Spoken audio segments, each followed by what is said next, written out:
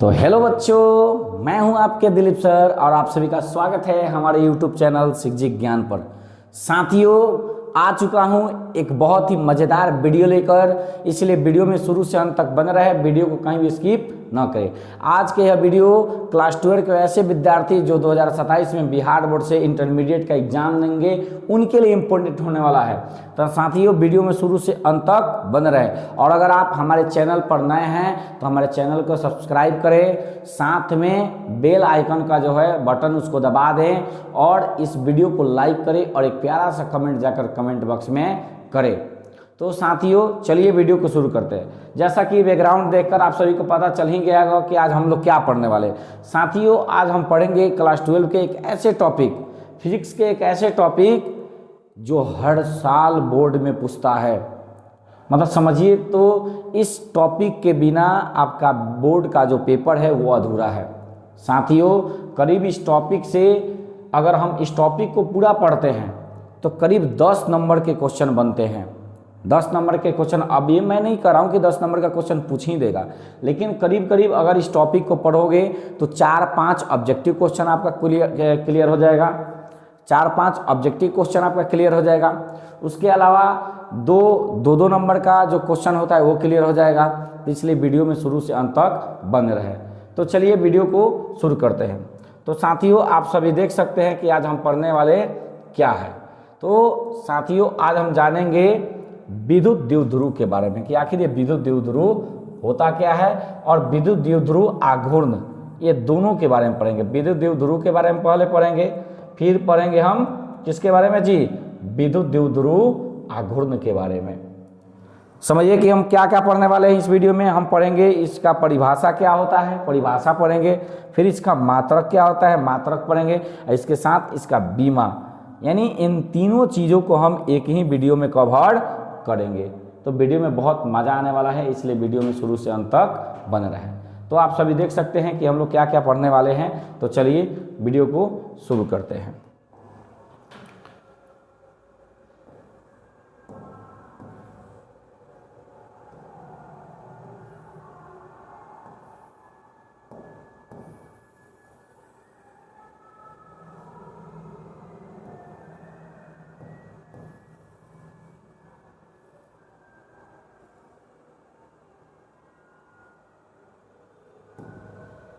तो चलिए सबसे पहले हम क्या पढ़ेंगे बाबू, सबसे पहले हम पढ़ेंगे विद्युत द्विध्रुव। किसके बारे में पढ़ेंगे, सबसे पहले हम क्या जानेंगे, विद्युत द्विध्रुव। देख सकते हैं आप सभी, सबसे पहले हम पढ़ेंगे विद्युत द्विध्रुव। आखिर विद्युत द्विध्रुव होता क्या है।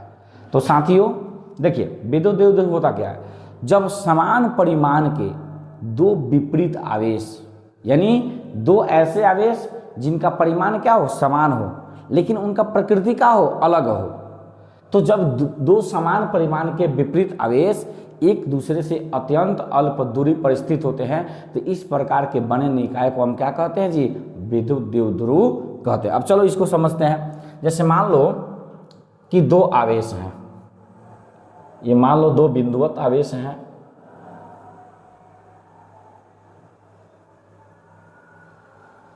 ये दो आवेश है, और मान लो कि ये वाला जो आवेश है ये आपका माइनस है और ये वाला आवेश जो है क्या, ये क्या है जी, प्लस है।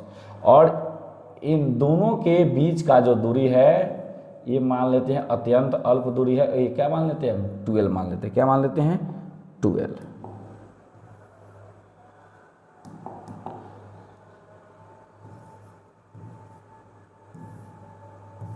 तो देखो, यानी जब समान परिमाण के दो विजातीय आवेश, देख सकते हैं यहाँ एक माइनस आवेश है और यहाँ क्या है जी, एक प्लस आवेश है, और ये दोनों आवेश एक दूसरे से अत्यंत अल्प दूरी पर स्थित हैं, तो एक व्यवस्था बन रहा है ना भाई, ये क्या बन रहा है, एक व्यवस्था बन रहा है। तो इस व्यवस्था को ही हम क्या कहते हैं जी, विद्युत द्विध्रुव कहते हैं। यानी इसमें दो ध्रुव बनता है।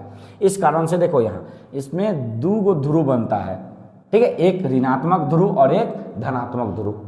तो इसी को हम क्या कहते हैं, विद्युत द्विध्रुव कहते हैं। फिर से इसको डिफाइन करेंगे कि जब समान परिमाण के, परिमाण क्या होना चाहिए, समान होना चाहिए दोनों आवेशों का, लेकिन उनका प्रकृति क्या होना चाहिए, अलग होना चाहिए।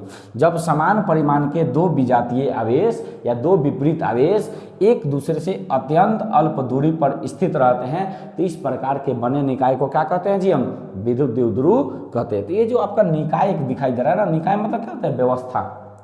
तो एक प्रकार का जो आपका व्यवस्था दिखाई दे रहा है, इस व्यवस्था को हम क्या कहते हैं, विद्युत द्विध्रुव कहते हैं। ठीक है। अब सवाल उठता है भाई कि एक सवाल उठता है कि आखिर इसका हमने इन दोनों आवेशों के बीच का दूरी 12 ही क्यों माना, केवल L क्यों नहीं माना है। तो साथियों, जब हम इस टॉपिक से रिलेटेड, जब विद्युत द्विध्रुव से रिलेटेड आगे बहुत सारे फॉर्मूलों को सिद्ध करते हैं, तो चूंकि वहाँ पर क्या होता है ना कि इस दूरी को हम आधा लेते हैं, यहाँ पर इसका एक मध्य बिंदु O होता है, यहाँ पर एक मध्य बिंदु क्या होता है जी, O होता है। तो इधर का दूरी L, यानी यहाँ से यहाँ तक का दूरी क्या होता है, L होता है, और यहाँ से यहाँ तक की दूरी क्या होता है, L होता है। तो टोटल दूरी यहाँ से यहाँ तक का क्या हो गया, 12 हो गया। तो इसलिए इसका दूरी को भी आधा करना पड़ता है। जब फॉर्मूला हम सिद्ध करते हैं ना भाई, तो उस समय इस दूरी को आधा करना पड़ता है। तो मान लो कि अगर हम केवल L मानते हैं तो इसका आधा करेंगे तो क्या होगा, L/2 होगा। तो इस फॉर्मूला को जब हम सिद्ध करेंगे, जब हम फॉर्मूला सिद्ध करेंगे तो L/2 रखने में हमें क्या हो सकता है, दिक्कत हो सकता है। तो इसलिए हम 12 मानते हैं। 12 इसलिए मानते हैं कि जब इसका आप आधा करोगे तो ये 2 से 2 का आ जाएगा कैंसिल, तो L हो जाएगा इसका आधा। तो इसलिए 12 माना जाता है, क्योंकि जब इस दूरी को आधा हम लेते हैं तो उस समय हमें परेशानी ना हो, इसलिए हम क्या मानते हैं, 12 मानते हैं। तो चलो अब इसका डिफिनीशन लिखते हैं, आप लोग लिखने का प्रयास करना, लिखना, यहाँ लिख रहा हूँ मैं। जब समान परिमाण के दो विपरीत आवेश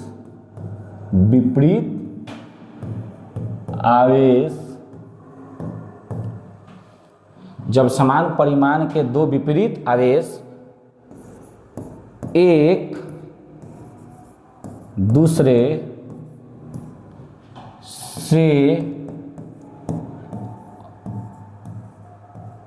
अत्यंत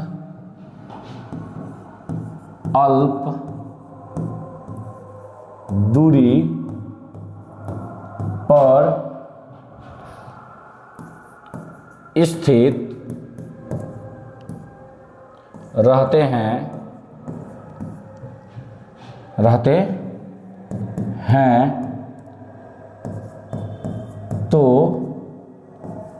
तो इस प्रकार के बने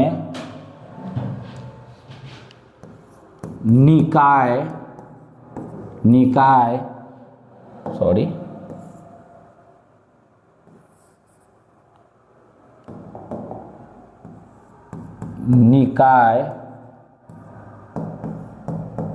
को विद्युत द्विध्रुव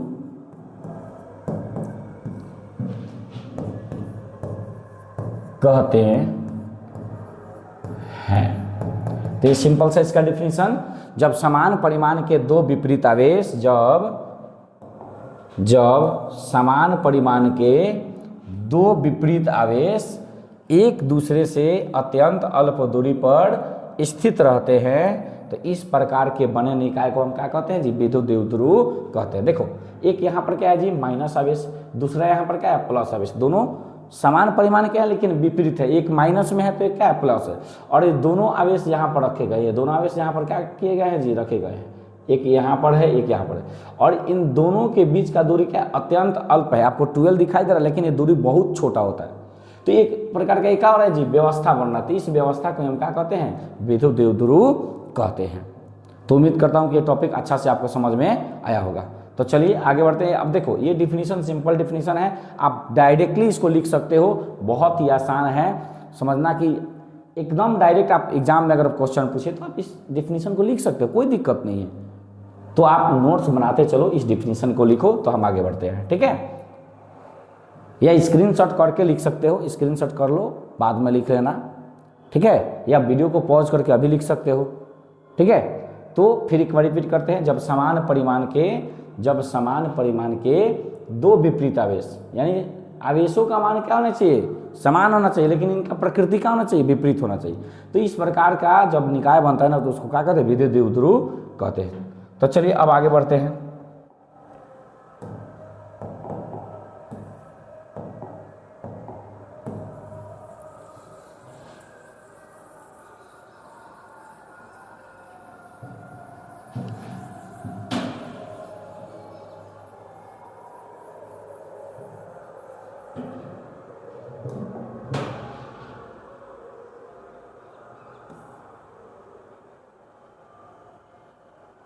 तो चलिए अब हम पढ़ेंगे किसके बारे में जी,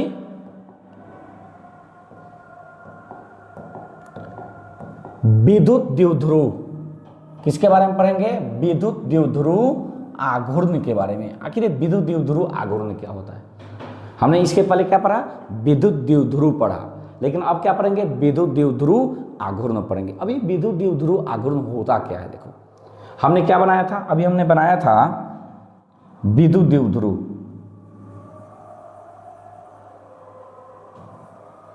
एक बार फिर से ड्रॉ करते हैं इसको।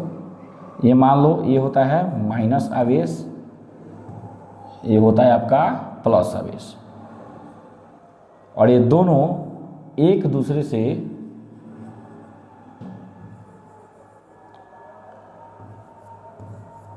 ट्वेल्व दूरी पर क्या होते हैं, स्थित होते हैं। तो एक व्यवस्था क्या हो गया जी, इसको क्या कहेंगे हम, विद्युत द्विध्रुव कहेंगे। अब देखो विद्युत द्विध्रुव आघूर्ण क्या होता है, तो साथियों अगर हम इसको डिफाइन करें तो हम देखो क्या होता है। अब विद्युत द्विध्रुव के, चूंकि इसमें दो आवेश होते हैं, तो विद्युत द्विध्रुव के किसी एक आवेश तथा दोनों आवेशों के बीच के दूरी का जो गुणनफल होता है, उसी को हम क्या कहते हैं, विद्युत द्विध्रुव आघूर्ण कहते हैं। जैसे मान लो ये विद्युत द्विध्रुव है, जो एक माइनस की आवेश से मिलकर बना है और एक प्लस की आवेश से मिलकर बना है। तो इन दोनों में से कोई एक आवेश, इन दोनों आवेशों में से कोई एक आवेश तथा इन दोनों आवेशों के बीच का ये जो दूरी आपको 12, ये आपका दूरी दिखाई दे रहा है, इसका अगर गुना करोगे ना, इसका जो गुणनफल निकालोगे, उस गुणनफल को हम क्या कहते हैं, विद्युत द्विध्रुव आघूर्ण कहते हैं, यानी इलेक्ट्रिक डाइपोल मोमेंट कहते हैं। अब चलो इसका डेफिनेशन लिखने का प्रयास कर रहे हैं। तो इसका डेफिनेशन होगा विद्युत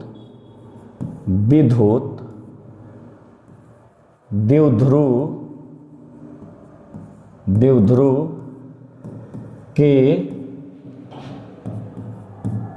किसी एक आवेश तथा दोनों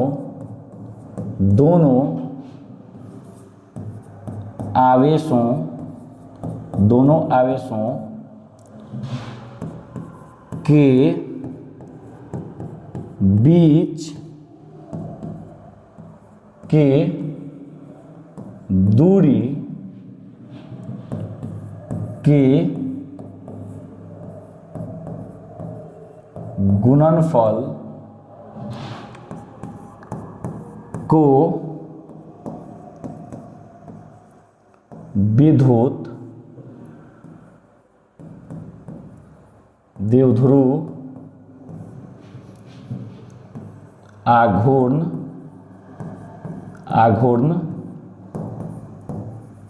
कहते हैं। देखो कितना सिंपल डिफिनेशन है। तो विद्युत द्विध्रुव के किसी एक आवेश, चूंकि दो आवेश होता है इसमें, तो किसी एक आवेश को लो, अब दोनों आवेशों के बीच की दूरी को क्या कर दो, गुना कर दो, ठीक है। तो उनका जो गुणनफल होता है उसी को हम क्या कहते हैं, विद्युत द्विध्रुव आघूर्ण कहते हैं। अब चूंकि देखो साथियों, विद्युत द्विध्रुव आघूर्ण जो होता है, इसे हमेशा P से रिप्रेजेंट किया जाता है। किस चीज से रिप्रेजेंट किया जाता है जी, P से सूचित किया जाता है। अर्थात यहां लिख सकते हो, अर्थात लिख सकते हो P गुने Q इंटू 12।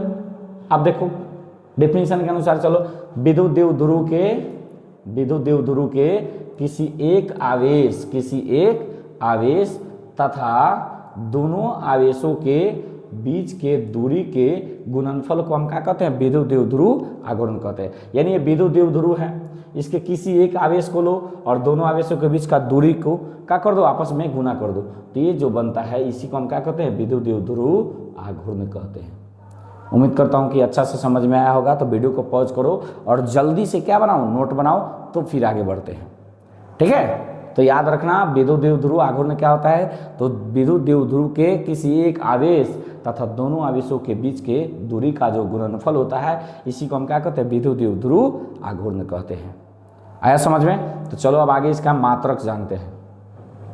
इसका मात्रक जानते हैं, लिख लो, पहले लिख लो इस चीज को।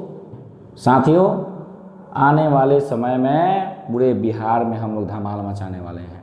हमारी पूरी टीम कमर कस चुकी है। ठीक है, बस आप सभी का सपोर्ट बना रहे, फिर हम लोग भी कैसे टॉपर दिया जाता है हम लोग भी दिखाएंगे आपको। तो चलिए अब आगे बढ़ते हैं।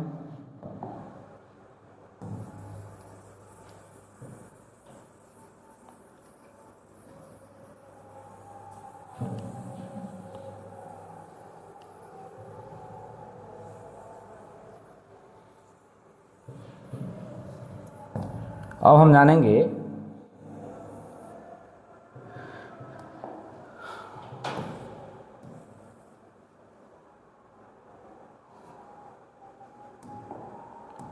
देखो, अब क्या जानेंगे जी, विद्युत द्विध्रुव आघूर्ण का मात्रक, विद्युत द्विध्रुव आघूर्ण का मात्रक। तो साथियों इसका मात्रक क्या होगा, जैसे अभी हम लोगों ने निकाला था, अभी हम लोगों ने देखा था, चूंकि P बराबर क्या होता है जी, Q इंटू 12, जहां Q क्या होता है जी, आवेश होता है। Q क्या होता है, आवेश होता है। और 12 क्या होता है, ये दूरी होता है। 12 क्या होता है, दूरी। तो इस आधार पर देखा जाए तो आवेश का SI मात्रक क्या होता है जी, कूलॉम होता है। आवेश का SI मात्रक क्या होता है, कूलॉम होता है। और दूरी का SI मात्रक क्या होता है, मीटर होता है। क्या होता है, मीटर। दूरी का SI मात्रक क्या होता है जी, मीटर होता है। तो इस प्रकार अगर हम देखें तो विद्युत द्विध्रुव आघूर्ण का जो SI मात्रक होता है क्या होता है जी, मीटर होता है। क्या होता है जी, विद्युत द्विध्रुव आघूर्ण का SI मात्रक क्या होता है, मीटर होता है साथियों। तो ये चीज आपको याद रखना है। विद्युत द्विध्रुव का SI मात्रक क्या होता है जी, कूलॉम मीटर होता है। क्या होता है, कूलॉम मीटर होता है। क्यों होता है, तो P बराबर क्या होता है, Q इंटू 12। Q का मतलब, Q मतलब क्या होता है, आवेश। आवेश का SI मतलब क्या होता है, कूलॉम। और 12 क्या होता है, दूरी। दूरी का SI मतलब क्या होता है, मीटर। तो क्या हो जाएगा, P बराबर क्या हो जाएगा, Q इंटू 12। तो आवेश का SI मतलब कूलॉम और दूरी, ये दूरी है, क्या है, दूरी ना है, तो दूरी का SI मतलब क्या होता है, मीटर। तो इस तरह से हो जाएगा विद्युत द्विध्रुव का SI मतलब क्या हो जाएगा, कूलॉम मीटर हो जाएगा। जल्दी नोट कीजिए। चलिए अब आगे बढ़ते हैं।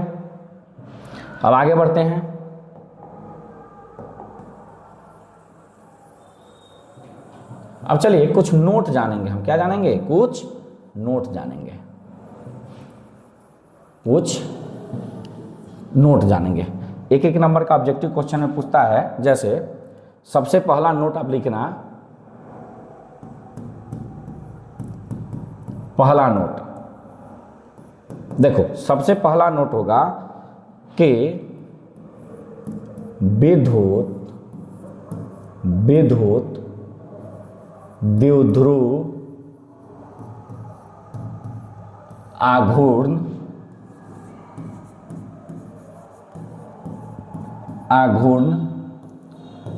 एक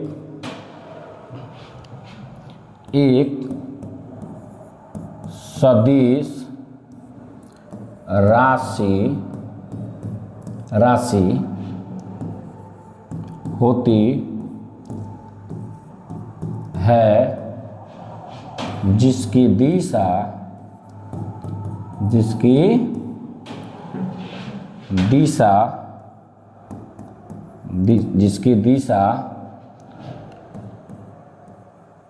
ऋणात्मक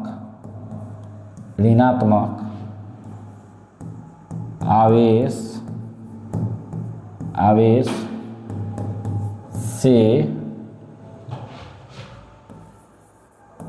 धनात्मक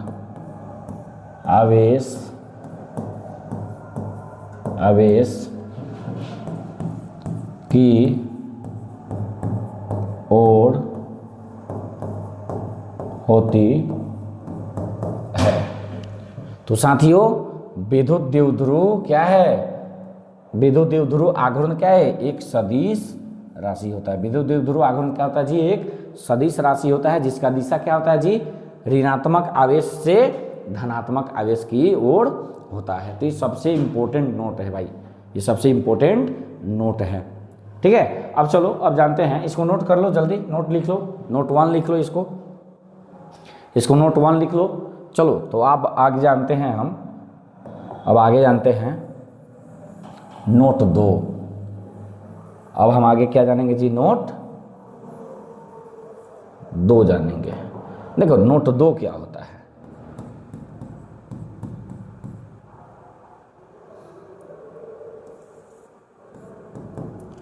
आप लिख सकते हो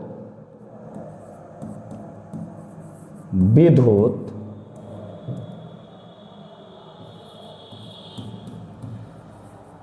द्विध्रुव आघूर्ण का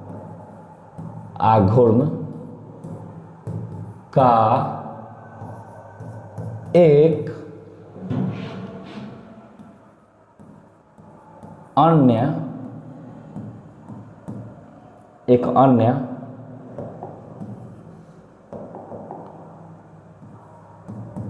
एसआई मात्रक डेवाई क्या होता है जी?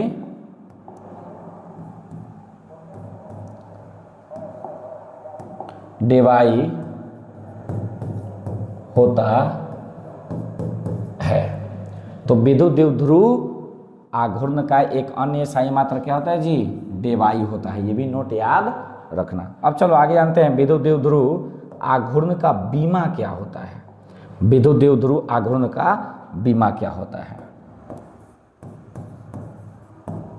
बीमा, तो एक बात बताओ साथियों, चूंकि अभी हम लोगों ने देखा था कि P बराबर क्या था? Q